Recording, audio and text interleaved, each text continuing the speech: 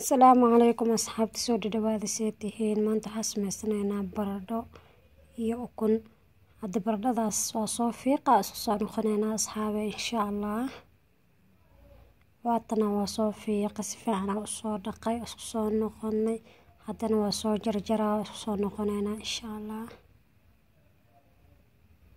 waa soo jarjara waatana si fiican jibsiga camal si loo jarjaro dhudhuubka soo jarjaray kadib maqliga dabka saarto waxaa ku shubay saliidi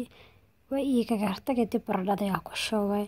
baradhada marka si fiican inay u karto waay maahano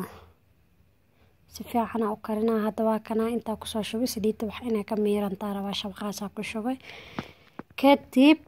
waa kana maqliga kala soo qaatay waxaa ku shubay baradhadii kadib waxaa ku darayaa laba qayb baradhada ka kala dhigay qaybta hore waatana xabad ukun ku qasaya xabad ukun qasaya kadib korka ku shubaya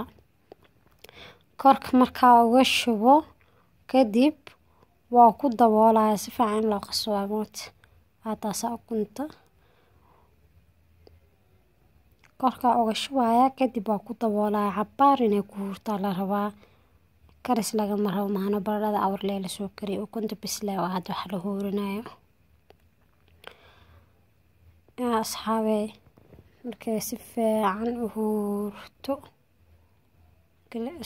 meelaha kale ka gaarsiinaa banaan haddana qaybtii labaad waatana haddana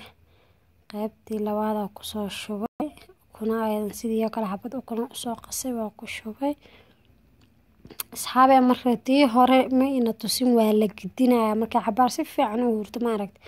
waa la gidinaa haddana ina tusina insha Allah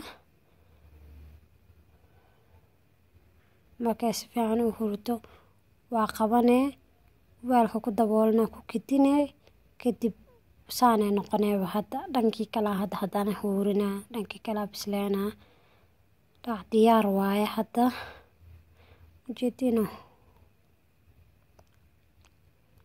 xabadii kala waatana dhankii kala marka bisleena haddana hadda diyaar waaye cabitaankaas lagu cabaa soo dhawaada subscribe